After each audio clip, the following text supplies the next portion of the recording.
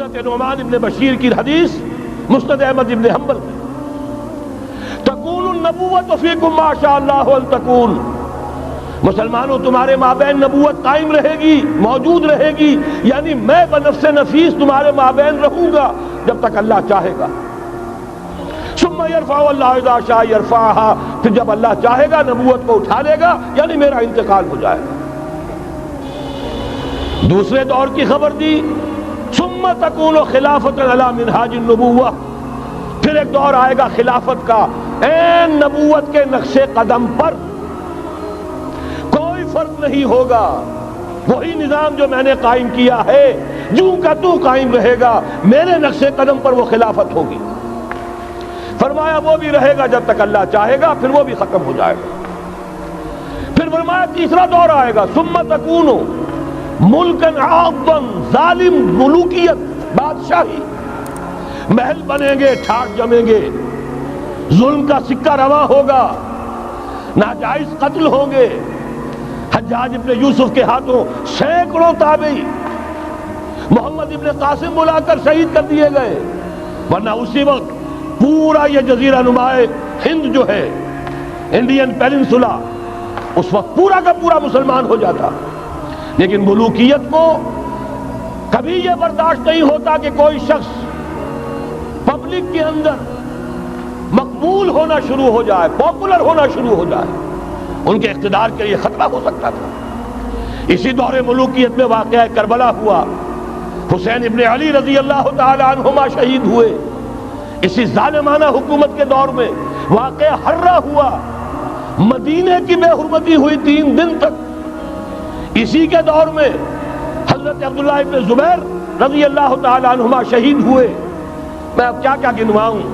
حضور نے جب فرمایا ثم تکون ملکا عاضا، کاٹ کھانے والی ملوکیت، یہ اسی کی شرح ہے۔ فرمایا یہ دور بھی رہے گا جب تک اللہ چاہے گا، پھر جب اللہ چاہے گا اسے بھی اٹھا دے گا۔ پھر چوتھا دور آئے گا، ثم تکون ملکا جبریا، پھر بادشاہی ہوگی غلامی کے ساتھ۔ میں نہیں کہہ سکتا اس وقت صحابہ نے اس کا مطلب کیا سمجھا ہوگا، اب چونکہ یہ دور ہمارے سامنے سے گزر چکا ہے، بلکہ ایک اعتبار سے ہم اسی دور میں سانس لے رہے ہیں، لہذا بات سمجھ میں آ رہی ہے کہ وہ ملوکیت چاہے ظالم تھی، بادشاہ مسلمان تو تھے، کلمہ گو تو تھے، ان میں بہت اچھے بھی ہوئے ہیں۔ تاریخ انسانی میں مسلمانوں کے جیسے عمدہ مثالیں ہیں عمدہ بادشاہوں کی، شاید تاریخ کے اندر کوئی اور مثالیں پیش نہ کی جا سکیں۔ لیکن یہ کہ اس کے بعد جو دور آیا، کہیں ہم تاج برطانیہ کے غلام بن گئے، ملکہ برطانیہ، شاہ برطانیہ، ہز میجسٹیز گورنمنٹ، ہر میجسٹیز گورنمنٹ، کہیں فرانس کے، کہیں اٹلی کے، کہیں ہالینڈ کے، کہیں اور کسی کے، فرانس کے، اس طرح سے پورا عالم اسلام جو ہے کولونیل دور کے اندر غلامی کے دور میں چلا گیا۔ یہ چوتھا دور تھا، لیکن یہاں تھوڑا سا توقف کر لیجئے۔ یہ چوتھا دور ایک درجے میں ختم ہو گیا ہے، کہتے ہیں دنیا والے کولونیل دور ختم ہو گیا، حقیقت میں ختم نہیں ہوا، براہ راست حکمرانی ختم ہوئی ہے، انڈائریکٹ رول جاری ہے، ریموٹ کنٹرول کے ذریعے سے وہی حکومت کر رہے ہیں، بٹن وہی سے دبتے ہیں، ہم جا کر جھولیاں انہی کے سامنے پسارتے ہیں، انہی سے کبھی سرمایہ کاری کی بھیک مانگتے ہیں، کبھی قرضوں کی بھیک مانگتے ہیں، ان کے چشم ابرو کے اشاروں کے منتظر رہتے ہیں۔ ہماری جنگ اور صلح ان کے تابع ہے، ہمارے تمام وسائل ان کے تسلط میں ہے۔ وہ دور ابھی ختم نہیں ہوا، فرق صرف یہ ہے پہلے براہ راست حاکم تھے، آج بالواسطہ حاکم ہیں۔ لیکن حضور نے فرمایا صلی اللہ علیہ وسلم یہ دور بھی ختم ہو کر رہے گا۔ یوں سمجھیے جیسے کراچی میں لانڈی کورنگی میں کئی نمبر آتے ہیں بسوں میں، Karachi Landhi number 1، Landhi number 2، Landhi number 3، پھر کہیں 3.5 بھی ہوتا ہے۔ آج ہم بیچ میں کھڑے ہیں اس چوتھے دور کے، کہ حضور کے قول کے مطابق ملکن جبرین، یا دور ابھی جاری ہے، نصف ختم ہو گیا ہے، نصف ابھی باقی ہے۔ لیکن ایک بات تو بڑی تلخ ہے، ابھی بقیہ نصف میں بڑی قیامتیں گزرنے والی ہیں۔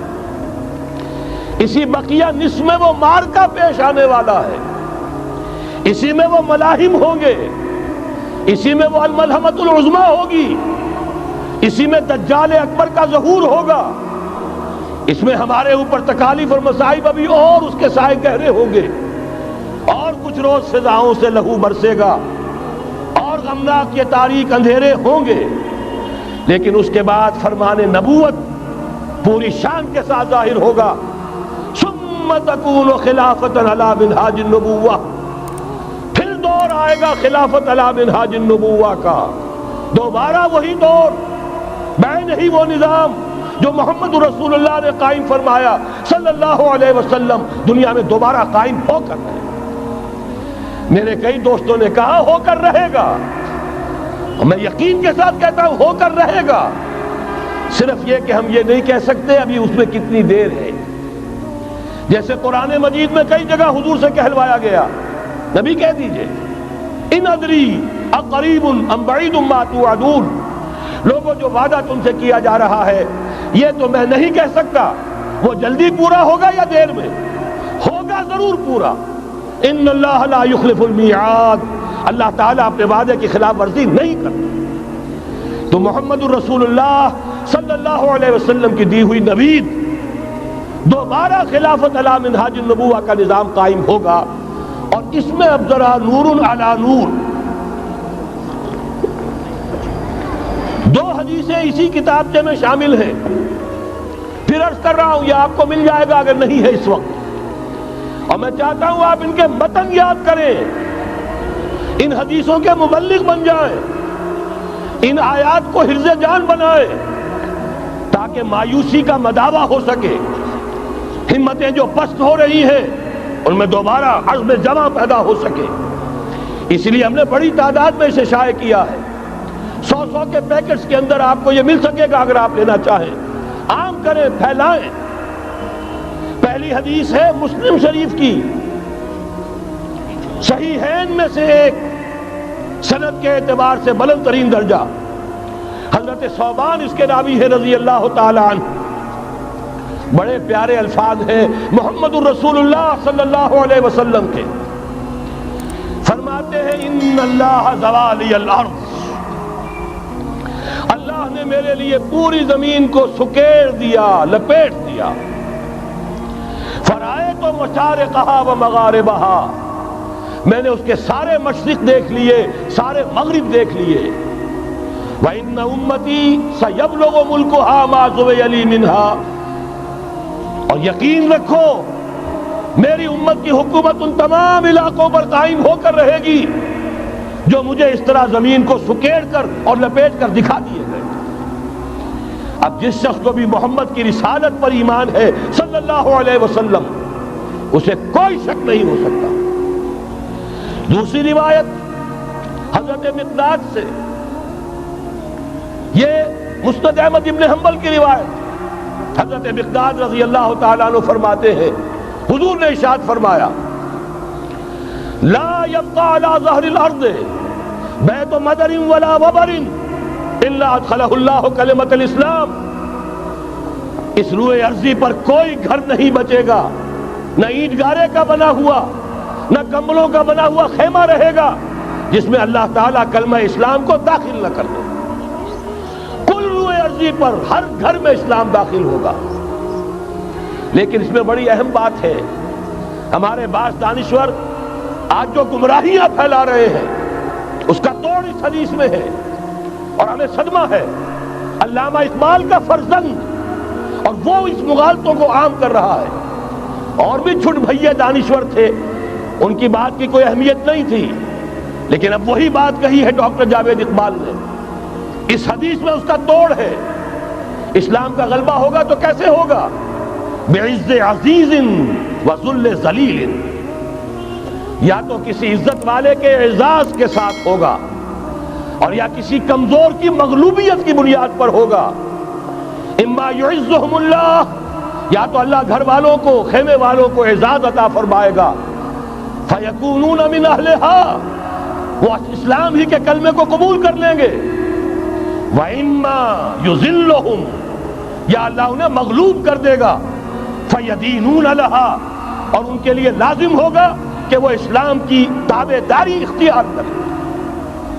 یہی دو راستے ہیں، یہی سورہ توبہ میں بتایا گیا تھا۔ ان یہودیوں سے، ان نصارہ سے مسلمانوں جنگ جاری رکھو، حتیٰ یؤتوا الجزیۃ عن ید وہم صاغرون، یہاں تک کہ اپنے ہاتھ سے جزیہ پیش کریں، چھوٹے بنیں، اسلام کی بالادستی کو قبول کریں۔ میثاق مدینہ یہ تو اصل میں جد و جہد کے دوران کا ایک مرحلہ ہے۔ دوران میں تو کبھی صورتحال بدلتی ہے، تدبیریں ہوتی ہیں، صلح بھی ہوتی ہے، جنگ بھی ہوتی ہے۔ آخری فیصلہ قرآن کا کیا ہے؟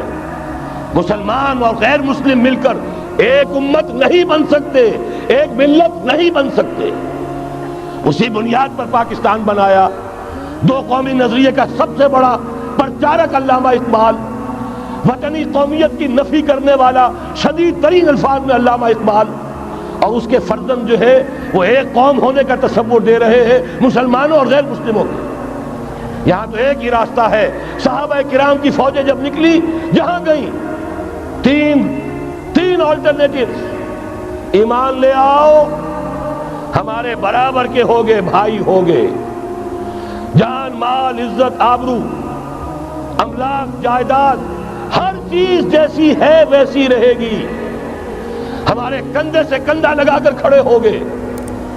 یہ نہیں تو چھوٹے بنو، اسلام کی بالادستی قبول کرو، جزیہ دینا منظور کرو، اور یہ بھی نہیں تو صرف ایک تھرڈ آپشن ہے، آؤ میدان میں، تلوار ہمارے اور تمہارے درمیان فیصلہ کرے گی۔ یہ ہے تاریخ۔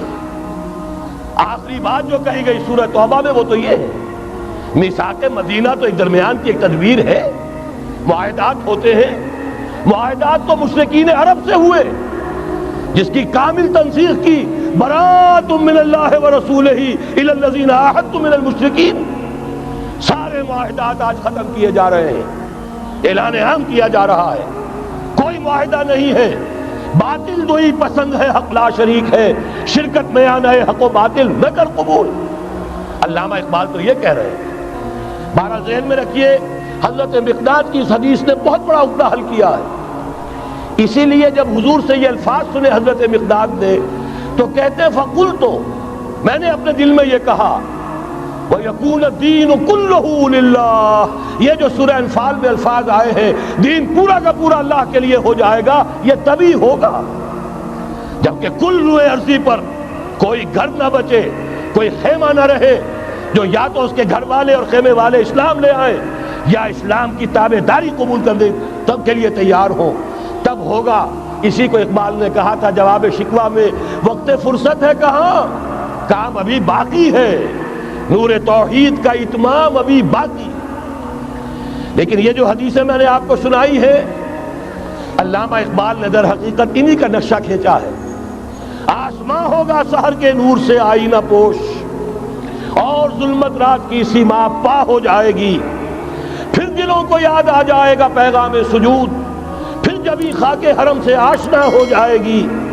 آنکھ جو کچھ دیکھتی ہے لب پہ آ سکتا نہیں، محو حیرت ہوں کہ دنیا کیا سے کیا ہو جائے گی۔ شب گریزہ ہوگی آخر جلوہ خورشید سے، یہ چمن معمور ہوگا نغمہ توحید سے۔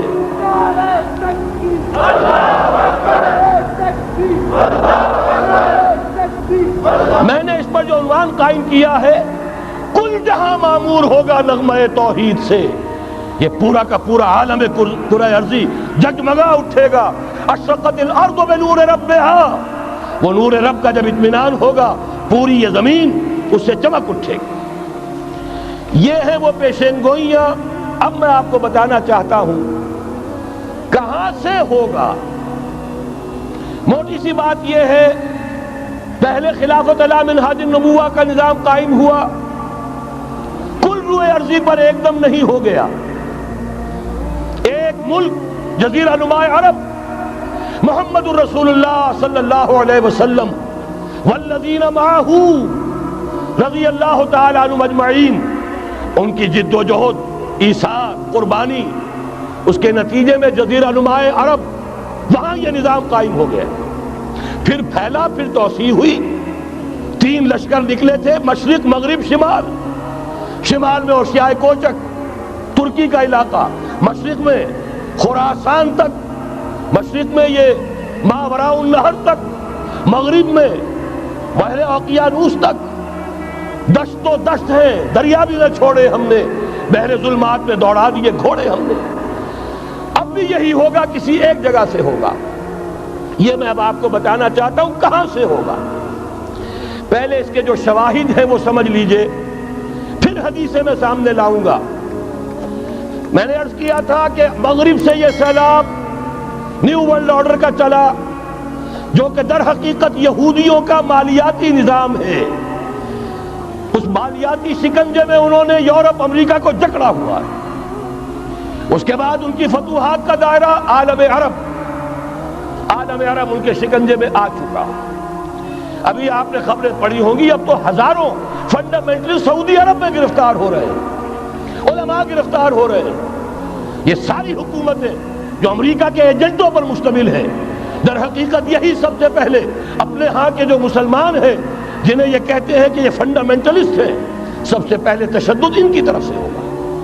بہرحال اب اس سے آگے ہے عالم اسلام کا وہ حصہ جس میں میں اور آپ بھی ہیں، یہ غیر عرب عالم اسلام، ایران سے شروع ہو کر پھر افغانستان، جو حضور کے زمانے میں خراسان کہلاتا تھا، یہ پورا افغانستان، کچھ تھوڑا سا حصہ ایران کا، کچھ تھوڑا سا حصہ روسی ترکستان کا، کچھ حصہ پاکستان کا، یہ سب حضور کے زمانے میں خراسان کہلاتا تھا۔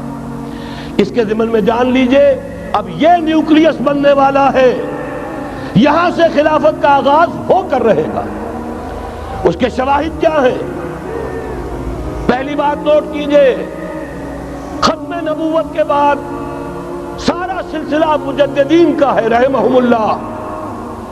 1000 برس تک سارے مجدد عالم عرب میں پیدا ہوئے۔ 11ویں صدی سے یہ صنم خانہ ہند، مجددین کی آماجگاہ، مجدد الف ثانی رحمت اللہ علیہ، 11ویں صدی ہجری یا الف ثانی، اسی کے دوسرا 1000 سال وہیں سے شروع ہوا۔ کہاں کے رہنے والے تھے؟ 12ویں صدی کے مجدد اعظم شاہ ولی اللہ دہلوی، 13ویں صدی میں سید احمد بریلوی اور ان کے ساتھی شہید شاہ اسماعیل شہید، 14ویں صدی میں شیخ الہند، اسیر مالٹا، انگریز سے ٹکرا جانے والا۔ یہ مضمون ہم نے چھاپا تھا، اگرچہ چھپا تھا وہ پاکستان، روزنامہ پاکستان میں، ہم نے بھی اسے چھاپا۔ اب دوبارہ جو کتابچہ شائع کیا ہے، انگلینڈ میں، انگلستان میں خلافت کی اذان کے عنوان سے اسپیشل ایک جو ہے ندائے خلافت کا ایشو آیا ہے، اس میں دوبارہ ریپیٹ کیا ہے۔ اس سے آپ کو اندازہ ہوگا شیخ الہند کی شخصیت کا۔ جرمنی تک سے ان کی گفتگو چل رہی تھی، دارالخلافہ ترکی سے گفتگو چل رہی تھی، ہندوستان کو آزاد کرا کر دوبارہ اس کو ایک دارالاسلام کی شکل دینا۔ اس لیے کہ اس وقت تک آپ کو معلوم ہونا چاہیے ہندو ابھی سویا ہوا تھا۔ وہ غلامی کا جو بھی اس کے اوپر اثر پڑا تھا، مسلمانوں کی 1000 سالہ غلامی کا، اس کی وجہ سے اس میں کوئی حوصلہ تھا ہی نہیں۔ سیاست کے میدان میں ہندو ابھی آیا ہی نہیں تھا۔ اس وقت اگر کہیں وہ تجویز کامیاب ہو جاتی، وہ برلن پلان، وہ ریشمی رومال تحریک، تو واقعہ یہ ہے کہ 30 برس اور یہ بر عظیم پاک و ہند انگریز کا غلام نہ رہتا۔ وہ تحریک نہیں۔ پھر یہ کہ اگر خلافت کو ختم کیا گیا تو احتجاجی تحریک چلی تو یہاں، اور کس شد و مت کے ساتھ بولی اماں محمد علی کی جان بیٹا خلافت میں دے دو، پورا بر عظیم پاک و ہند گونج اٹھا۔ گاندھی کو شریک ہونا پڑا تحریک خلافت میں، کہاں گاندھی کہاں خلافت۔ پھر اور شواہد نوٹ کیجئے، وہ جو کولونیل رول بظاہر ختم ہوا ہے، تمام مسلمان ممالک بظاہر آزاد ہوئے، لیکن کہیں بھی تحریک میں اسلام کا نعرہ نہیں لگا۔ صرف ایک جگہ، پاکستان کا مطلب کیا؟ لا الہ الا اللہ اور اس سے پھر گونج گیا پورا بر عظیم پاک و ہند، راس کماری سے لے کے درہ خیبر تک اور ادھر مکران سے لے کر چٹاگانگ تک پاکستان کا مطلب کیا؟ لا الہ الا اللہ۔ پوری دنیا میں اس کا کوئی نعرہ نہیں لگا۔ پھر پاکستان ہے وہ ملک جہاں قرارداد مقاصد پاس ہو گئی، خلافت اصولی اعتبار سے ہم نے تسلیم کر لی۔ جب حاکمیت اللہ کی ہے، ہمارے پاس حاکمیت نہیں، ہم حاکمیت کے مدعی نہیں۔ 10 کروڑ عوام کی ایک نمائندہ اسمبلی نے قرارداد مقاصد پاس کی، یہی تو خلافت ہے۔ ہمارے پاس جو اختیار ہے اللہ کا ڈیلیگیٹڈ ہے، اور یہ انہی حدود میں استعمال ہوگا جو اصل حاکم ہے اللہ، جو اس نے متعین کر دی۔ پھر یہی وہ ملک ہے، واحد ملک پوری دنیا میں جس میں فیڈرل شریعت کورٹ نے بینک انٹرسٹ کو ربا حرام قرار دیا ہے۔ پوری مسلم ورلڈ کے اندر اس کی کوئی مثال موجود نہیں۔ یہ شواہد ہے۔ علامہ اقبال جیسا مفکر یہاں پیدا ہوا، مولانا مودودی جیسا مصنف یہاں پیدا ہوا، مولانا الیاس جیسا مبلغ یہاں پیدا ہوا، شیخ الہند جیسا مجدد یہاں پیدا ہوا۔ پورے عالم اسلام میں اس کی کوئی مثال موجود نہیں۔ اور میں تو ایک اور بات کی طرف کہتا ہوں، اللہ کے معاملات بڑے عجیب ہیں۔ یہ جو جنگیں ہونے والی ہے، یہ جو خیر و شر کا مارکا دنیا کو ہے، پھر مارکا ہے روح و بدن پیش، تہذیب نے پھر اپنے درندوں کو ابھارا، اللہ کو پامردی مومن پہ بھروسہ، ابلیس کو یورپ کی مشینوں کا سہارا۔ یہ جو ابھی مارکا گرم ہونے والا ہے، پہلا حصہ میں آپ کو بتا چکا، شیطان، اس کا ایجنٹ یہودی، ان کے سب سے بڑے کارندے زائنسٹ، ان کے جو اس وقت اعلی کار ہیں ویسٹ، وائٹ اینگلو سیکسن پروٹیسٹنٹس، جو امریکہ کی زیر سرکردگی نیو ورلڈ آرڈر لے کر چلے ہیں، جو حقیقت میں نیو ورلڈ آرڈر ہے۔ دوسری طرف دیکھیے، ذرا غور کیجئے، ایک حدیث نبوی ہے، ما انزل اللہ من دائن الا انزل لہ دواء، اللہ نے کوئی ایسا مرض پیدا نہیں کیا جس کی دوا پیدا نہ کی ہو۔ اسرائیل 1948 میں قائم ہو رہا ہے، پاکستان 1947 میں وجود میں آیا ہے۔ 1 سال پہلے جیسے ماں کی چھاتی میں اللہ دودھ پہلے پیدا کر دیتا ہے، بچے کی ولادت بعد میں ہوتی ہے، یہ قانون قدرت ہے۔ اسی طریقے سے توڑ اس کا در حقیقت اسرائیل کا توڑ ہے جو پاکستان کی شکل میں وجود میں آیا۔ یہ دوسری بات ہے کہ ہم بھٹک گئے، منزل کا سراغ بھول گئے، ہم آ کر دولت کے پھندوں میں، اور سب سے بڑھ کر یہ کہ جو متروکہ جائیداد کے لالچ، ہم اس میں پڑ گئے، بھول گئے یہ پاکستان کس لیے بنایا تھا، بھٹک گئے۔ بہرحال میں ان شواہد کی بنا پر یہ یقین رکھتا ہوں، پورا ترکش بیلٹ سلسلہ مجددیہ نقش بندیہ کے ساتھ، یہ پورا سلسلہ افغانستان سے چلیے، ترکستان سے چل کر ترکی تک، پورا یہ جو نان عرب ورلڈ ہے، نان عرب مسلم ورلڈ، وہ سلسلہ مجددیہ حضرت احمد سرہندی رحمت اللہ علیہ، گردن نہ جھکی جس کے جہانگیر کے آگے، جس کے نفس گرم سے ہے گرمی احرار، یہ انہی کا سلسلہ ہے جو پورے ٹرکش بیلٹ میں آپ کو نظر آئے گا۔ پھر شاہ ولی اللہ جیسا مفکر۔ بہرحال یہ تمام شواہد ہیں، اور میرے لیے تو سب سے بڑے شواہد جو ہے، اب وہ احادیث دیکھیے جو حضور نے بیان فرمائی۔ جب یہ مارکا گرم ہوگا، ایک حدیث ہے، حضور فرماتے ہیں، ابن ماجہ کی روایت ہے حضرت عبداللہ ابن حارث رضی اللہ تعالیٰ عنہ سے، یخرج ناس من المشرق یؤتون للمہدی یعنی سلطان ہی۔ جب اس عالم عرب میں، دیکھیے ایک بات میں عرض کر چکا ہوں، بڑی تلخ بات ہے، عالم عرب ہمارا بہتر حصہ ہے، افضل حصہ ہے، ان کو اللہ نے فضیلت ہم سے بہت زیادہ دی ہے۔ سب سے بڑی فضیلت کہ محمد خود صلی اللہ علیہ وسلم عرب تھے، یہ رتبہ بلند ملا جس کو مل گیا۔ پھر مستقل فضیلت، اللہ کا کلام ان کی زبان میں موجود ہے، مادری زبان۔ لہذا اگر انہوں نے کوتاہی کی، انہوں نے پیٹھ دکھائی، بہت بڑے مجرم ہیں، اس میں کوئی شک نہیں۔ اور یہی وجہ ہے یہ سارے ملاحب وہی ہونے ہیں، ایسی ایسی بھاری جنگیں، حضور فرماتے ہیں اتنے لوگ ہلاک ہوں گے، کہ پرندہ اڑتا چلا جائے گا، اترنے کی جگہ نہیں ملے گی، لاشیں ہی لاشیں ہوں، یہ شکل ہونے والی ہے۔ اور میں تو چونکہ ایک مضمون اور کتابچے کی شکل میں بھی شائع ہو چکا ہے، اس میں کہ حضور کی اس حدیث کے حوالے سے میری امت پر بھی وہ سب کچھ وارد ہوگا جو سابقہ امت پر ہوا، اسی کے حوالے سے عرض کر چکا ہوں۔ اگر اس صدی میں ہولوکاسٹ میں 60 لاکھ یہودی مارا گیا ہے، کوئی اسی کا دوبارہ چربا جو ہے امت مسلمہ پر بھی آنے والا ہے۔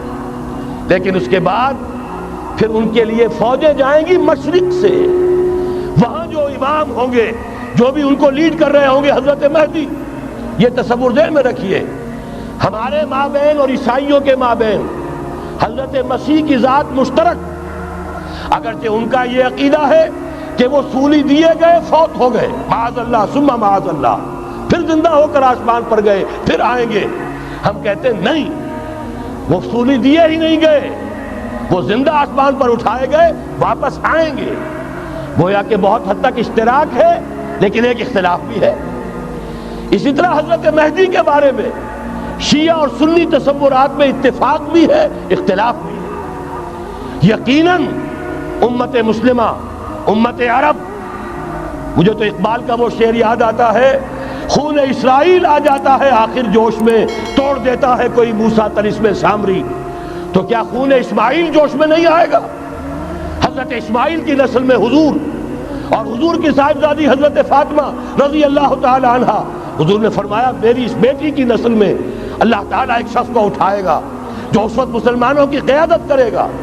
یہ چیز ہمارے اور اہل تشیع کے مابین مشترک، فرق یہ ہے وہ سمجھتے ہیں کہ ان کے 12ویں امام کہ جو آج سے 1200 برس قبل روپوش ہو گئے تھے وہ ظاہر ہوں گے، ہمارے نزدیک نہیں، وہ پیدا ہوں گے، نومولود ہوں گے، عام انسانوں کی طرح آئیں گے، ہوں گے نسل فاطمہ میں سے رضی اللہ تعالی عنہا، اور وہ اس وقت عربوں کی قیادت کریں گے۔ خون اسماعیل آ جائے گا آخر جوش میں، اور کوئی حضرت مہدی وہ آئیں گے اور اٹھیں گے اور قیادت کریں گے، دجال سے مقابلہ کریں گے اور اس ملاحم کے اندر قیادت فرمائیں گے، لیکن ان کی مدد کے لیے مشرق سے فوجیں آئیں گی۔ گویا کہ پہلے مشرقی کسی ملک میں یہ نظام قائم ہو چکا ہوگا، کوئی ایسی طاقت وجود میں آ چکی ہوگی کہ جب وہاں بھٹی دہکے گی تو وہاں کے مسلمانوں کی امداد مشرقی ممالک سے جائے گی۔ اور ایک دوسری حدیث میں، یہ تو ترمذی کی روایت ہے، کتب حدیث میں تیسرے نمبر پر کتاب یہی ہے، صحیح بخاری، صحیح مسلم، پھر یہ جامع ترمذی، اس میں حضرت ابو ہریرہ سے روایت ہے، یخرج من خراسان رایات سود، خراسان میں بتا چکا ہوں حضور کے زمانے کا خراسان، افغانستان، کچھ حصہ پاکستان کا، کچھ روسی ترکستان کی آزاد ریاستیں جو ابھی ہوئی ہیں، تھوڑا سا حصہ ایران کا، یہ خراسان بزرگ، دی اولڈ گریٹر خراسان، یہاں سے فوجیں چلیں گی، سیاہ علم برآمد ہوں گے، اور کوئی طاقت انہیں روک نہ سکے گی، ان کا منہ پھیر نہ سکے گی، یہاں تک کہ وہ ایلیا حضور کے زمانے میں یروشلم کا نام تھا، یہاں تک کہ ایلیا میں جا کر نصب ہو جائے۔ گویا کہ یہ جو ہمارے ہاتھ سے نکلا ہے قبضے سے، پہلے بھی عربوں کے ہاتھوں سے نکلا تھا بیت المقدس، یروشلم، عرب واپس نہیں لے سکے تھے، کرد خون صلاح الدین ایوبی اس نے واپس لیا، عربوں میں دم نہیں رہا تھا، عیاشیوں کی وجہ سے کھوکھلے ہو چکے تھے۔ میں تجھ کو بتاتا ہوں تقدیر امم کیا ہے، شمشیر و سنا اول، طاؤس و رباب آخر۔ یہی وجہ ہے کہ تقریباً 20 صدی کے بعد ان کی حکومت ختم، آشمارا حق بود گر خون بارت بر زمین بر زوال ملک مستعصم امیر المومنین، یہ ہوا کہ نہیں ہوا؟ جبکہ آئے ہیں تاتاری ہورس، اور جنہوں نے کہ آخری خلیفہ بنو عباس اسے محل میں سے نکالا، ایک کھال کے اندر لپیٹ کر اور اپنے گھوڑوں کے سوؤں تلے کچل دیا، عرب معزول کر دیے گئے تھے۔ لیکن اب دوبارہ عربوں کو جب سہارا ملا ہے، لیکن اب بھی انہوں نے کہیں اسلام قائم نہیں کیا، کوئی روس کا غلام رہا، کوئی امریکہ کا غلام رہا، کسی نے اس کا ساتھ دیا، کسی نے اس کا ساتھ دیا، تہذیب ہے تو مغربی، تمدن ہے تو مغربی، وضع میں تم ہو نصارہ تو تمدن میں ہنود، یہ مسلمان ہیں جنہیں دیکھ کے شرمائے یہود۔ یہی معاملہ جب ان کا ہوا تو اب اللہ تعالیٰ کی طرف سے ان کے اوپر وہ عذاب کی بھٹی گرم ہونے والی ہے۔ لیکن اس کے بعد پھر یہاں سے جائیں گے وہ جو ان کی مدد کریں گے، اور یہ ایلیا کو واپس لینے والے، یہ مشرق سے چلنے والے لشکر ہوں گے۔ یہ دو حدیثیں ابھی سن لیجئے، اور تیسری حدیث یہ ہے، حضور نے فرمایا، یہ سنن نسائی کی روایت ہے، قال رسول اللہ صلی اللہ علیہ وسلم عصابتان من امتی احرزهم اللہ من النار، میری امت کے دو لشکر ایسے ہوں گے جنہیں اللہ نے آگ سے نجات دے دی ہے، پہلے ہی سے ڈکلیئرڈ ہے۔ عصابت تغزو الہند، ایک لشکر کے جو ہند پر حملہ آور ہوگا، وعصابت تکون مع عیسیٰ ابن مریم علیہ السلام، اور دوسرا لشکر وہ ہے جو حضرت عیسیٰ کے ساتھ جا کر اور ان کے ساتھ مل کر یہودیوں کے خلاف جنگ کرے گا۔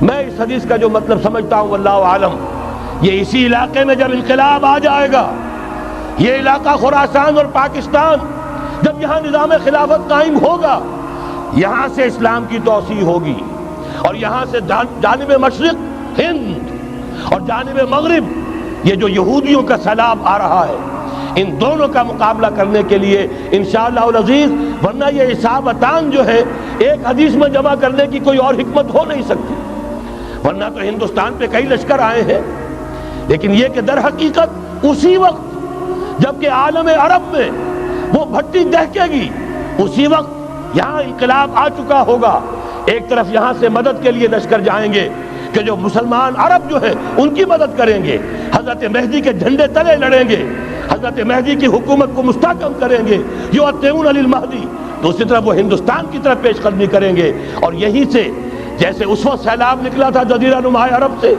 ایک داہنی طرف ایک بائیں طرف، ایران، افغانستان، ترکستان، ادھر مصر، لیبیا، الجزائر، مراکش، موریطانیہ، اسی طریقے سے انشاءاللہ اسی علاقے سے اس کا آغاز ہوگا اور بات آگے بڑھے گی۔ تو غرض اصل حاصل کیا ہے؟ یہ ہونا ہے، پچھلے آثار ثابت کر رہے ہیں کہ ہونا ہے، حضور کی احادیث بتا رہی ہے کہ یہیں سے ہونا ہے، ہوا صرف یہ ہے ہم بھٹک گئے، ہمیں اپنی منزل یاد نہ رہی۔ میں تو بہرحال ان لوگوں میں سے ہوں جنہوں نے نعرے لگائے تھے پاکستان کا مطلب کیا، لا الہ الا اللہ۔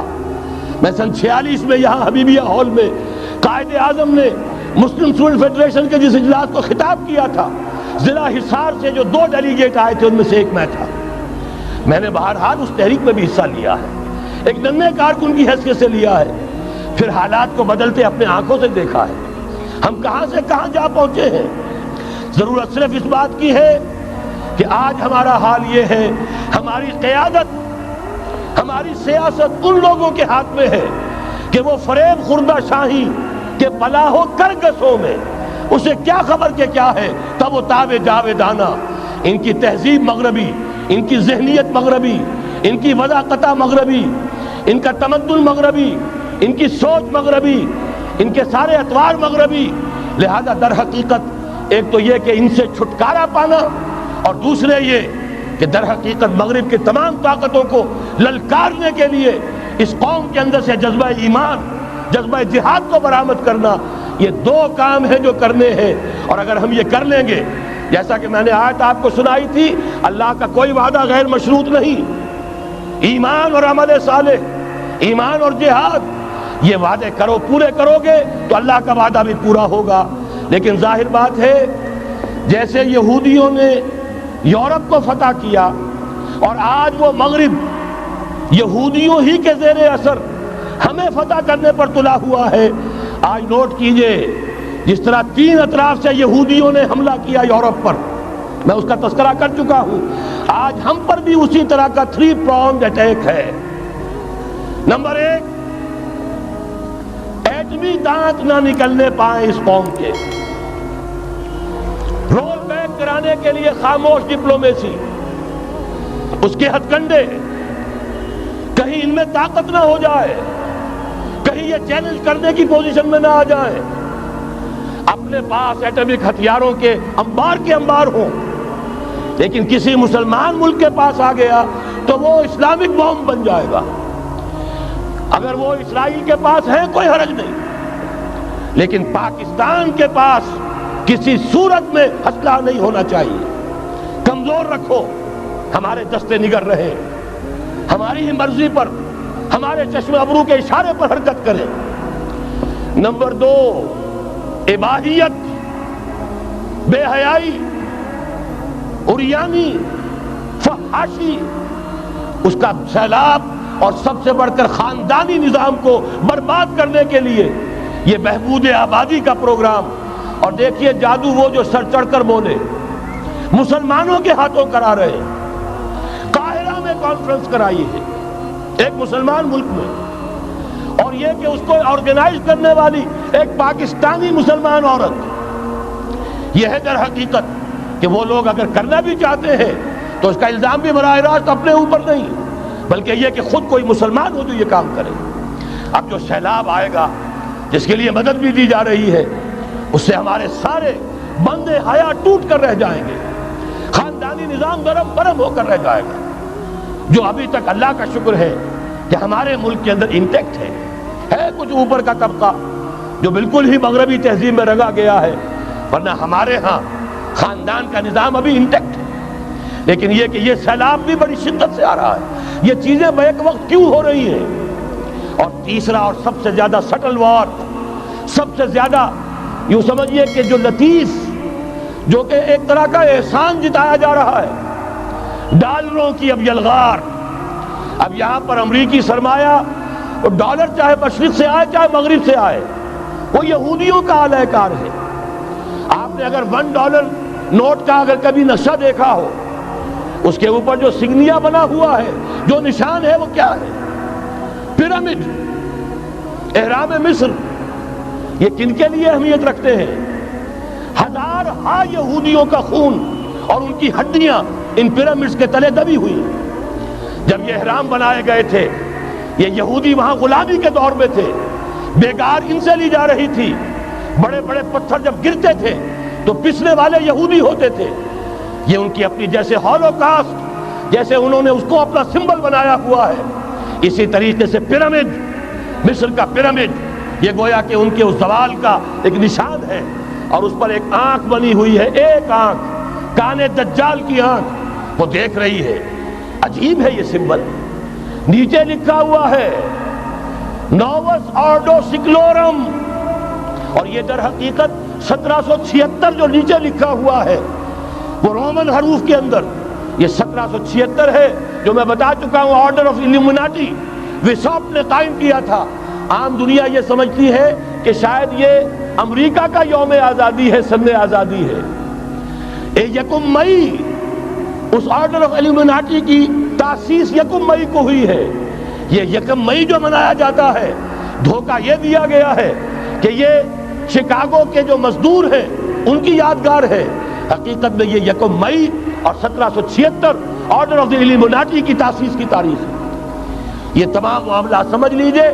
ڈالر در حقیقت ہم نے ابھی تازہ ندائے خلافت میں نعیم صدیقی صاحب کی نظم شائع کی ہے, 45 برس بلکہ شاید اس سے بھی زیادہ عرصے کی پرانی نظم ہے جو ہم نے شائع کی ہے. ڈالر میرے اس دیش کو ناپاک نہ کرنا, اور میں تو انہیں داد دیتا ہوں جو کچھ انہوں نے, شاعر کہتے ہیں اس کو جو صاحب شعور ہے, اس صاحب شعور نے جو مشاہدہ کیا ہے کہ ڈالر آئے گا تو کیا آئے گا ہمارے ہاں, اس کی پوری داستان اس تازہ ندائے خلافت میں ہم نے نہ معلوم کہاں سے اس کو کھود کر نکلوایا ہے. ہم ان کا احسان مانتے ہیں کہ انہوں نے اپنی یہ پرانی نظم, اب ان کی جماعت تو سب بھول بھال گئی ان چیزوں کو, اسی لیے وہ اسے تج کر باہر بھی اب آ گئے. بہرحال ہمیں تو ان کی ایک ایک چیز جو ہے, مجھے تو وہ شعر آج کا اگر آپ نے جنگ کا میرا کالم پڑھا ہو, میری تو فکر کے اندر رچ بس گیا ہے.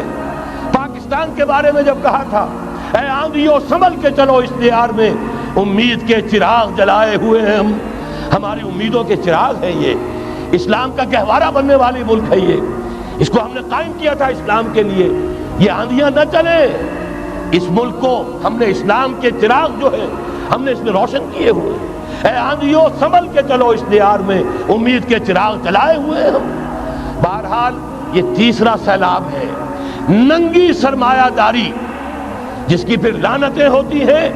ایک طرف فقر, ایک طرف احتیاج, ایک طرف بھوک, ایک طرف دولت کے انبار, پہلے بھی ہمارے ہاں فرق کم نہیں ہے، لیکن اب جو ہوگا اگر یہ بات پوری ہو گئی تو وہ ننگی سرمایہ داری، اور سرمایہ داری ہی در حقیقت یہود کا سب سے بڑا ہتھ کنڈا ہے۔ یہ بینکنگ کا نظام، یہ سارا کا سارا سودی نظام، یہ IMF، یہ ورلڈ بینک، یہی تو ان کے سب سے بڑے ادارے ہیں۔ تو واقعہ یہ ہے کہ تین طرف سے ہم پر حملہ ہو رہا ہے۔ اور یہ سود کے بارے میں کیا کہا تھا اقبال نے؟ اضربا آخر جمی زائد فتن، اس سود کے ام الخبائث کے پیٹ سے سوائے فتنوں کے اور کیا برآمد ہو سکتا ہے؟ کس ندانت لذت قرض حسن، کسی کو قرض حسنہ کی لذت یاد نہیں رہی، بغیر سود کے قرض دو۔ تمہارے پاس فاضل رکھا ہوا ہے، کسی بھائی کو دو کہ وہ اپنی معاشی گاڑی کا پہیہ چلا لے، پھر اصل واپس لے لینا۔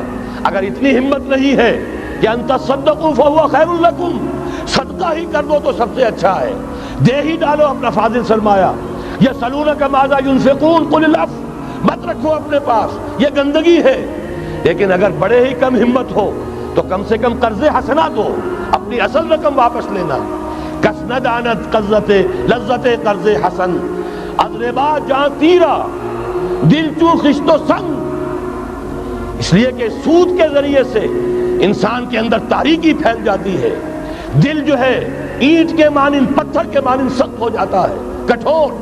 ثم قست قلوبکم فہی کالحجارۃ او اشد قسوۃ، آدمی درندہ بے دندان و چنگ، اور انسان بغیر اس کے کہ بھیڑیوں والے دانت ہوں اور بھیڑیوں والے پنجے ہوں، بھیڑیا بن جاتا ہے۔ بہرحال اب کرنے کا کام کیا ہے اس کو سمجھیے۔ اس پوری صورتحال کا میں نے آپ کے سامنے نقشہ پیش کر دیا۔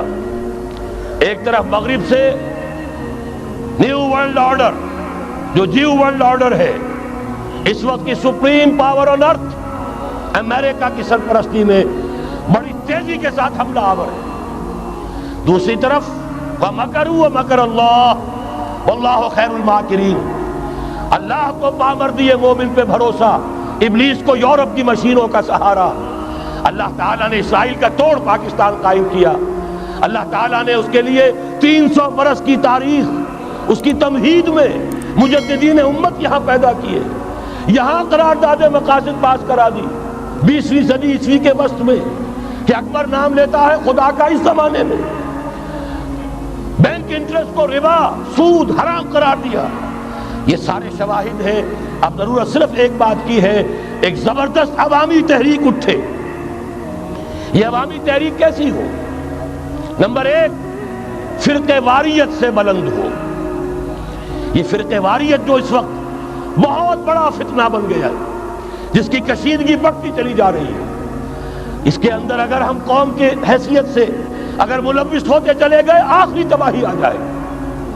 فرقہ واریت سے بلند، سیاسی کشمکش سے بلند، یہ سیاسی کشاکش، یہ حزب اختلاف، حزب اقتدار، اس سے بلند، اس سے کوئی بحث نہیں، کوئی دلچسپی نہیں۔ علاقائیت یا لسانی قومیت، اپنے دنیاوی حقوق کی فکر مت کرو، بلکہ آخرت کی فکر کرو، اور یہاں اس کی اصل منزل خلافت کے نظام کی فکر کرو۔ ان تمام چیزوں کو پورا کرتے ہوئے یہاں پہ نظام خلافت قائم کیا جائے، یہ ہے واحد علاج۔ اور اسی کے لیے للکارنے کے لیے، اسی کے لیے دعوت دینے کے لیے ہم نے اس تحریک خلافت پاکستان کا آغاز کیا۔ تنظیم اسلامی نے اپنے لیے ہدف معین کیا ہے، نظام خلافت علی منہاج النبوہ کا قیام، پہلے پاکستان میں اور پھر کل نوع عرصی پر۔ اب میں چند منٹوں میں آپ کو بتاؤں گا کہ وہ نظام ہے کیا۔ دیکھیے، اس موضوع پر میں پاکستان کے تقریباً تمام بڑے شہروں میں اکثر جگہ 3 دن 2 گھنٹے کی تقریر کر چکا ہوں۔ سیاسی نظام کیا ہے، معاشی نظام کیا ہے، سماجی نظام کیا ہے۔ خلافت اب قائم ہوگی تو بہرحال 1400 برس قبل کی خلافت اور آج کی خلافت، وقت کے دریا میں بہت سا پانی گزر گیا ہے، اصول وہی کے ہوں گے، فنڈامنٹل وہی کے ہوں گے، تفصیلی خاکہ بنے گا اس زمانے کے تقاضوں کے مطابق۔ تو میرے وہ تقریریں ویڈیو کی شکل میں، آڈیو کی شکل میں، اردو میں، انگریزی میں، شکاگو میں 20 گھنٹے کا پروگرام پچھلے سال ریکارڈ کرا کے آیا۔ اللہ کا فضل ہے کہ وہ پھیل رہا ہے معاملہ۔ اب مغرب میں اذان خلافت بلند ہو رہی ہے، اس کا تذکرہ میں بعد میں کروں گا۔ بہرحال وہ تو تفصیلی بات ہے، یہاں میں چند منٹوں میں صرف الجبرا کے اصولوں کی طرح چند باتیں بتا رہا ہوں۔ جو بھی آپ کا آج نظام ہے، 3 شرطیں پوری کر دیجئے وہ خلافت بن جائے گا، سیاسی اور دستوری اعتبار سے۔ نمبر 1، حاکمیت اللہ کی، اور اللہ کا شکر ہے یہ ہم کر چکے ہیں، اللہ جزائے خیر دے جنہوں نے محنت کی تھی، اللہ جزائے خیر دے جنہوں نے وہ تحریک اٹھائی تھی مطالبہ دستور اسلامی، اور پھر جنہوں نے مدد کی تھی، اللہ تعالیٰ انہیں جزائے خیر دے۔ بہرحال وہ اب ہمارے دستور کا حصہ ہے، حاکمیت اللہ کی۔ البتہ اگلا قدم ہم آج تک نہیں اٹھا سکے، اس حاکمیت کا ظہور کیسے ہوگا؟ آپ کے دستور میں یہ طے کر دیا جائے کتاب و سنت ہر شے سے بالا تر ہے، دستور سے بھی بالا، عدالتی قوانین سے بالا، پارلیمنٹ سے بالا، سینٹ سے بالا، صدر سے بالا، سپریم کورٹ سے بالا، ہائی کورٹ سے بالا، ہر شے سے بالا کتاب و سنت۔ جب تک یہ نہیں ہوتا، قرارداد مقاصد کی حیثیت ایسی ہے کہ جیسے آپ سینما ہال کے اوپر آگے جو ہے قرآن مجید کا کوئی کتبہ لگا دیں، اس کے سوا کچھ نہیں۔ یہ بھی غنیمت ہے کہ قرارداد مقاصد پاس ہوئی، اصل شرط یہ ہے کتاب و سنت کی ٹوٹل بالادستی۔ اور یہ بڑی کڑوی گولی ہے، عوامی تحریک جب تک نہیں چلے گی، لوگ جب تک اپنی خون کی ندیاں نہیں بہا دیں گے، یہ کڑوی گولی حلق سے اترنے والی نہیں۔ یہ IGI کی حکومت میں نہیں اتری، اسلام کے نام پر اقتدار میں آئے، اسلام کے نام پر ISI نے IGI بنوائی، اسلام کے نام پر انہیں ووٹ ملے، 2/3 کی اکثریت ملی، اس کے باوجود شریعت کی بالادستی کا ایکٹ، شریعت کی بالادستی کی دستور کے اندر ترمیم پاس نہیں کرائی گئی۔ معلوم ہوا اوپر زبردست کا ٹھیکہ ہے، امریکہ کے سب پرستار ہیں، سب ڈرتے ہیں، سب کے لیے سب کو نظر آتا ہے بالآخر جو ہے اسی کے پاس جانا ہوگا، چاہے وہ نواز شریف ہو اور چاہے وہ بے نظیر ہو۔ ایک کھلم کھلا ہے، اور اب تو میں کہتا ہوں نواز شریف بھی کھلم کھلا ہے۔ آج کے اس دور میں انہوں نے اسلام کا نام کبھی نہیں لیا، اس سے تو بالکل طائب، بس صرف فرق یہ رہ گیا ہے بے نظیر کھلم کھلا بھی مذاق اڑا لیتی ہے اسلامی سزاؤں کا، اسلامی قوانین کا، یہ اس پر ذرا خاموش ہے۔ لیکن یہ کہ اپنی تحریک میں ہمارے بہت سے جو سیاسی قائدین ہیں مسلمانوں کے، کتنے بیانات آپ نے پڑھے ہوں گے، ذرا اسلام کا نام لے لے ہم ساتھ ہو جائیں گے۔ مولانا سمیع الحق صاحب کا بیان آیا، ذرا اسلام کی بات کرے تو ہمارے اور بہت سے علماء اور ہمارے طارق صاحب جو ہے انہوں نے بھی کہا کہ میں ہم ساتھ آ جائیں گے۔ لیکن یہ کہ بڑا پکا ثابت ہوا نواز شریف اسلام کا نام نہیں لیا۔ یہ بات جان لیجئے، یہ اس کے بغیر، قربانی کے بغیر اصل یہی منزل ہے، اصل کٹھن یہی ہے۔ یہ کتاب و سنت کی بالادستی، اس کو قبول کرنا، اختیار کرنا، یہ بغیر عوامی تحریک کے، بغیر قربانیوں کے ممکن نہیں ہوگا۔ بہرحال دوسری بات یہ، اور تیسری بات، کسی غیر مسلم کو نظام خلافت میں قانون سازی میں شریک نہیں کیا جا سکتا۔ جس قانون کی بنیاد کتاب و سنت، جو نہ کتاب کو مانے نہ سنت کو مانے، اس کا اس ملک کی قانون ساز اسمبلی میں جانے کا مطلب کیا ہے؟ ان کی علیحدہ اسمبلیاں ہوں، ان کے جو حقوق ہیں مائنورٹیز کی حیثیت سے ان کی گارنٹی دی جائے، ان کی جان، مال، عزت، آبرو کا پورا تحفظ، ان کی پوری مذہبی آزادی، ان کی عبادت گاہوں کی پوری ضمانت، ان کی حفاظت کی، ان کا پرسنل لا ہو، سب کچھ ہوگا۔ قانون سازی میں غیر مسلم شریک نہیں ہو سکتا۔ نظام خلافت کی اعلیٰ ترین سطح کی پالیسی بنانے میں غیر مسلم شریک نہیں ہو سکتا۔ یہ معاملات ہمیں، یہ کڑوی گولیاں ہیں، لیکن صرف 3 گولیاں ہضم کر لیجئے، یہ نظام خلافت کا نظام بن جائے گا۔ البتہ چوتھی بات اور عرض کر دوں، وہ کہتا ہوں بہتر ہے کہ اس پارلیمانی نظام کی لعنت جو انگریزوں کے وراثت کے طور پر ہمیں ملی ہے، اسے چھوڑ کر صدارتی نظام اختیار کیا جائے، وہ صدارتی نظام جو نظام خلافت سے قریب تر ہے، انہوں نے ہم سے لیا ہے۔ اقبال نے کہا ہے ہر کجا بینی جہان رنگ و بو، زاں کے از خاکش برو یا دارزو، یاد نور مصطفیٰ اورا بہاش، یا ہنوز اندر تلاش مصطفیٰ۔ اگر کوئی اچھائی ان کے پاس ہے وہ نور مصطفیٰ سے مانگی ہوئی ہے۔ یہ خلافت کے نظام کا چربا ہے۔ ایک شخص کو منتخب کرو، اب اسے اختیار دو، اس کے ہاتھ کھلے رکھو، اسے کام کرنے دو۔ ہاں امپیچمنٹ کا نظام ہو، غلط ہو تو اسے سیدھا کرنے کا نظام ہو، اس کے لیے آپ امپیچمنٹ کا نظام آج کی جو امریکہ کی حکومت ہے اس میں بھی ہے۔ اور کیسا ہے کہ ذرا سا اندیشہ ہوا تھا اور نکسن صاحب جو ہے بھاگ کھڑے ہوئے تھے۔ تو میرے نزدیک صدارتی نظام اور چھوٹے صوبے، یہ بڑے بڑے صوبوں کی ضرورت نہیں ہے، چھوٹے صوبے ہوں، لوگوں کو سہولتیں ہوں، ہر علاقے کے لوگوں کو معلوم ہو کہ ہمارے معاملات ہمارے اپنے ہاتھ میں ہیں، ان کے اندر کوئی احساس جو ہے محرومی کا پیدا نہ ہونے پائے۔ اس لیے کہ وہی چیز ہے جو سیاہی گھول دیتی ہے۔ کون سیاہی گھول رہا ہے وقت کے بہتے دریا میں؟ یہ ساری سیاہیاں جو سندھ میں گھل رہی ہیں، بلوچستان میں گھل رہی ہیں، سرائکی کے علاقے میں گھل رہی ہیں، ان سب کا علاج ہے چھوٹے صوبے بناؤ۔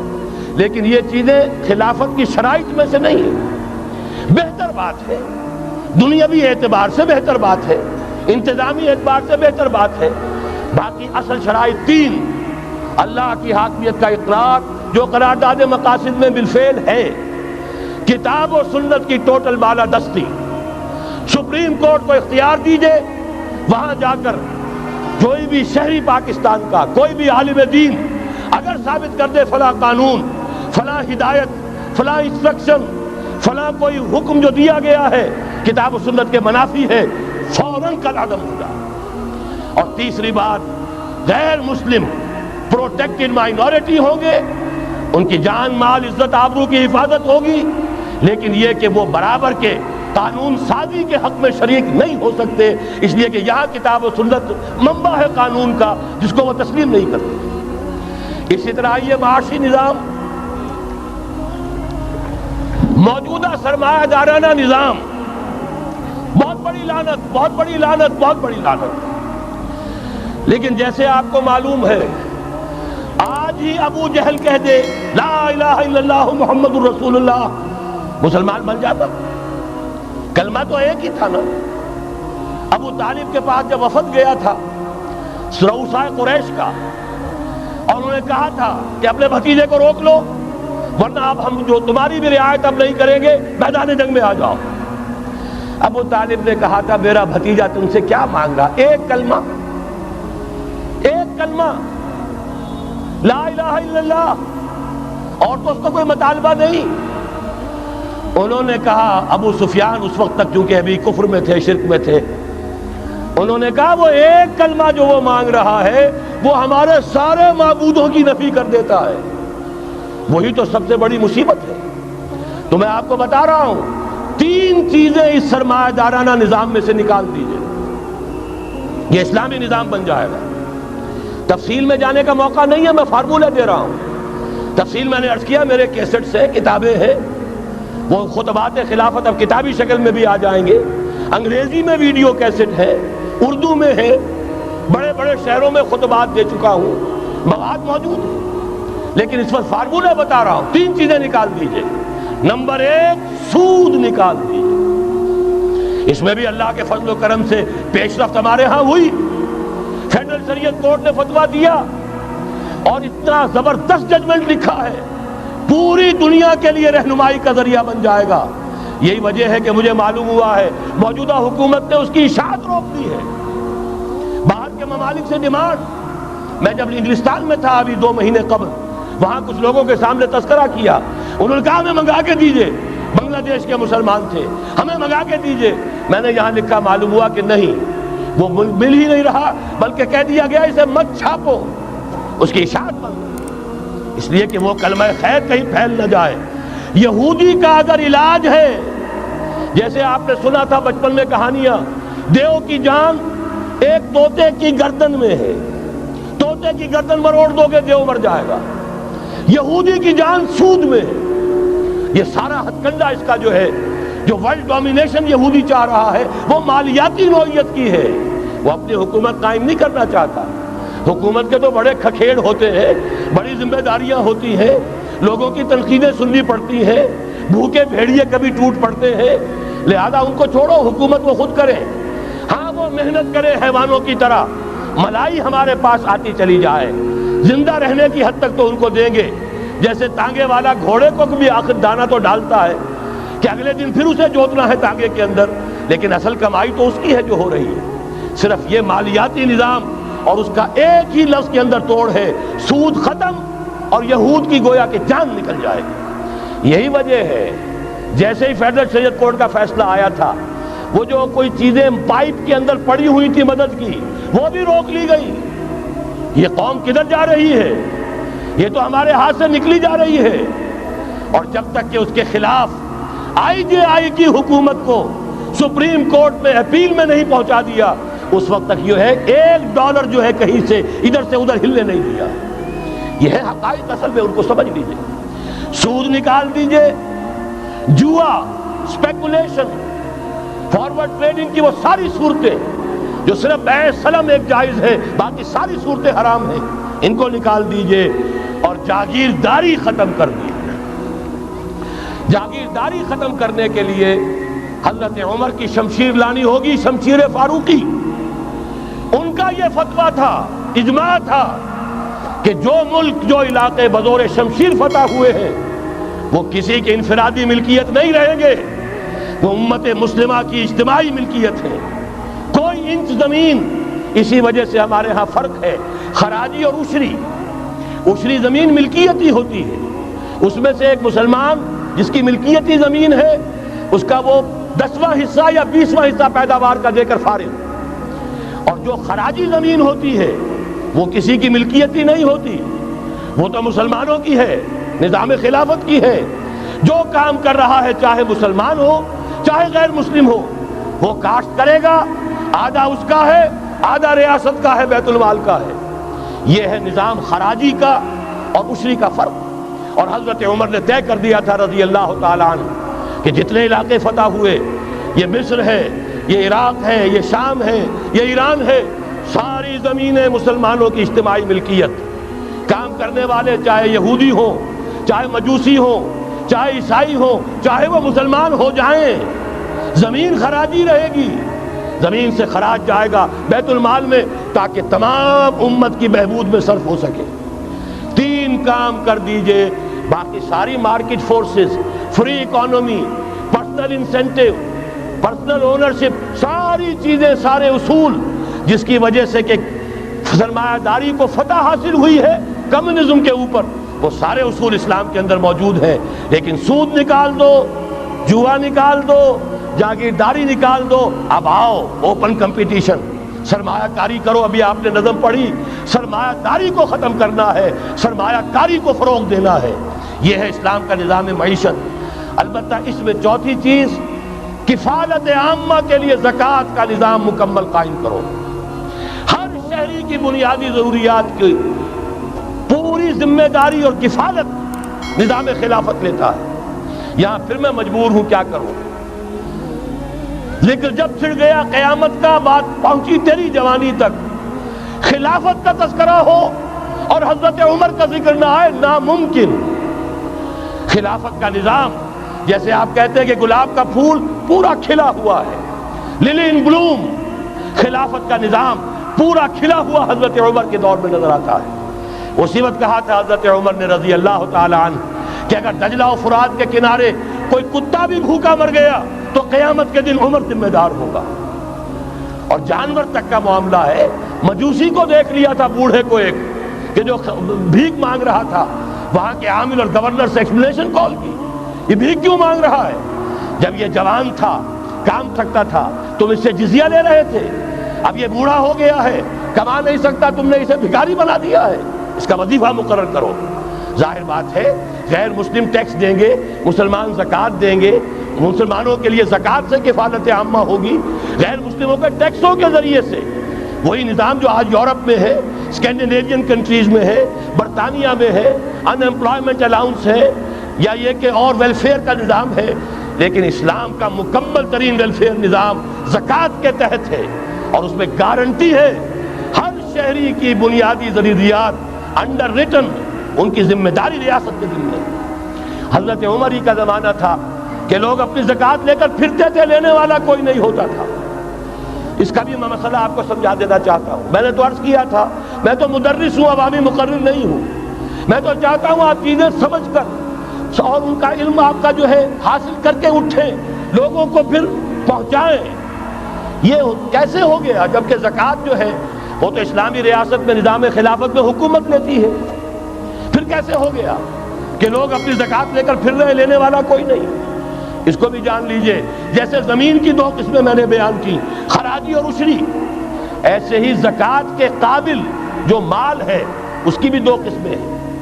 اموال باطنہ، گھروں میں رکھی ہوئی کوئی نقدی ہے، کوئی زیور ہے، کوئی اور ایسی چیزیں ہیں، یہ اموال باطنہ کہلاتی ہے۔ اس کی زکوٰۃ جبراً حکومت نہیں لے گی۔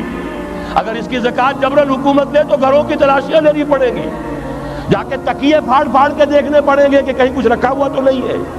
یہ معاملہ مسلمانوں کی ان کی اپنی نیت پر، ایمان پر، اللہ کے ساتھ ان کے خلوص و اخلاص پر چھوڑ دیا۔ ہاں اموال ظاہرہ، دکان میں 5 لاکھ کا مال پڑا ہے، 2.5% دے دو۔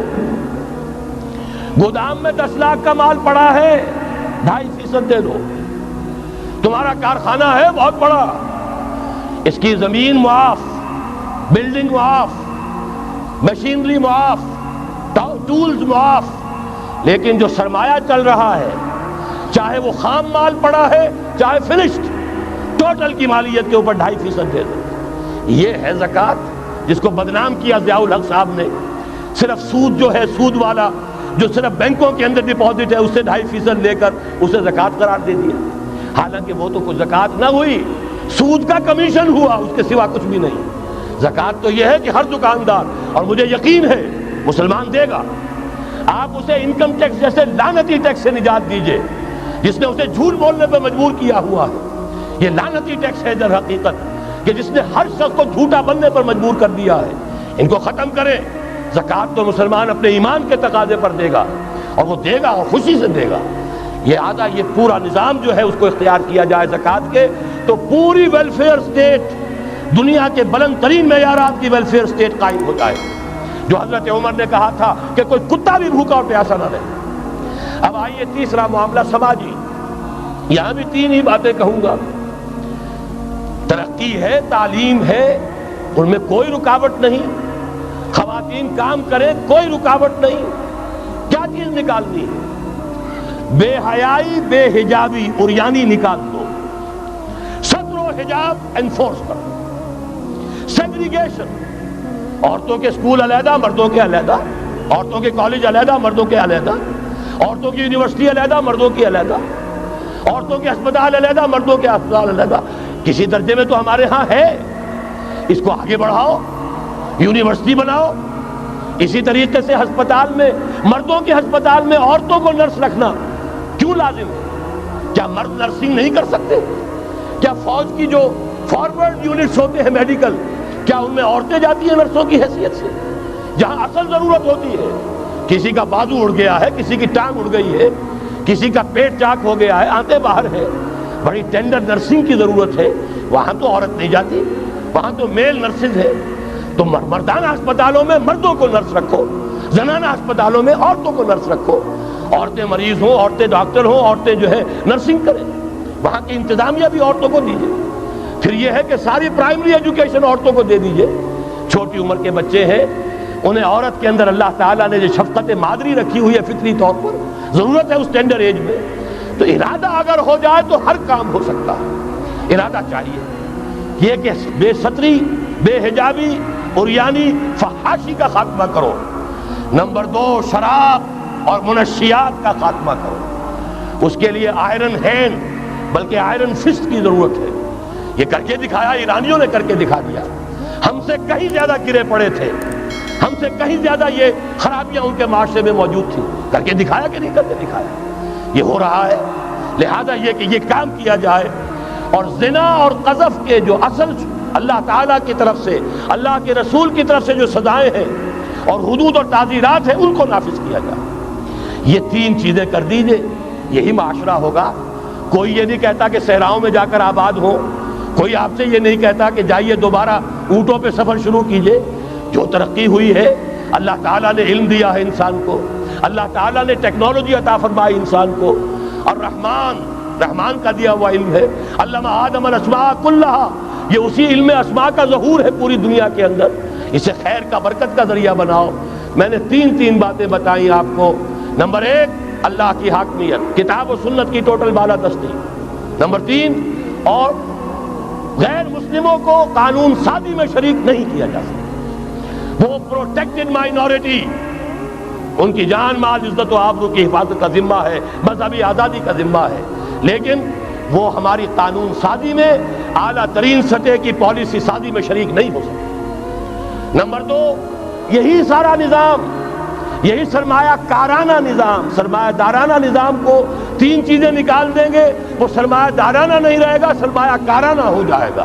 یہ سرمایہ کارانہ نظام، سود نکال دو، جوا نکال دو، جاگیرداری ختم کر دو، یہی رحمت ہو جائے گی۔ اللہ کی ربوبیت عامہ، ربوبیت کاملہ کے آپ کو منظر نظر آئیں گے۔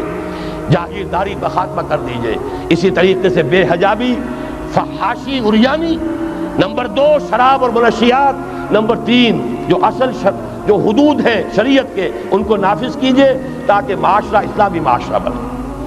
اب آخری بات ہے میری، اور اسی کے ضمن میں کچھ مطالبے ہیں جو آج ہمیں کرنے ہیں حکومت سے۔ پہلی بات یہ کہ یہ خلافت کیسے آئے گی۔ اس موضوع پر بھی میں عرض کر رہا ہوں کہ میں کم سے کم 15 سال سے مسلسل تقریریں کر رہا ہوں۔ اتنی موٹی کتاب اردو میں منہج انقلاب نبوی موجود ہے۔ اس کے موضوع پر انگریزی میں کیسٹ، اردو میں cassette, video cassette, audio cassette, میری طرف سے مواد پورا موجود ہے۔ پہلا مرحلہ کیا ہے؟ غور سے سنیے، اس لیے کہ اس کے مخاطب اب آپ ہیں براہ راست، ہر فرد۔ خلافت کا نظام قائم کرنا ہے تو پہلے اپنی ذات میں خلیفہ بنیے۔ اللہ نے آپ کو ایک جسم دیا ہے، زبان دی ہے، آنکھیں دی ہیں، کان دیے ہیں، یہ سب آپ کے پاس اللہ کی امانت ہیں۔ ان پر اللہ کی حکومت قائم کی، اپنے وجود پر، اپنے گھر میں خلافت قائم کیجئے۔ آپ خلیفہ بن جائیں، آپ نظام اللہ کا نافذ کریں اپنے ذات پر، اپنے وجود پر، اپنے گھر پر، اور ساتھ ہی انفرادی سطح پر طے کر لیجئے۔ سورہ حدید کی آیت نمبر 7، آمنوا باللہ ورسولہ وانفقوا مما جعلکم مستخلفین فیہ۔ جس چیز میں اللہ نے تمہیں خلافت عطا کی ہے، دولت دی ہے، مال دیا ہے، جائیداد دی ہے، اولاد دی ہے، ذہانت دی ہے، فطانت دی ہے، خطابت دی ہے، جو دیا ہے لگا دو، کھپا دو، خرچ کر دو اللہ کے دین کے لیے۔ یہ ہے پہلی خلافت۔ اپنے وجود پر اللہ کی حکومت قائم کرو، اپنے گھر میں اللہ کی حکومت قائم کرو، اپنی معاشرت اسلامی بناؤ، اپنے معاش کو اسلامی بناؤ، اور جو کچھ اللہ نے۔ اگر آپ کو ہماری ویڈیو اچھی لگی ہو تو ہمارے چینل کو سبسکرائب ضرور کریں۔ ڈاکٹر اسرار احمد رحمۃ اللہ علیہ کی وفات کے لیے سورہ فاتحہ پڑھ کر کامنٹ میں آمین لکھیں۔ شکریہ۔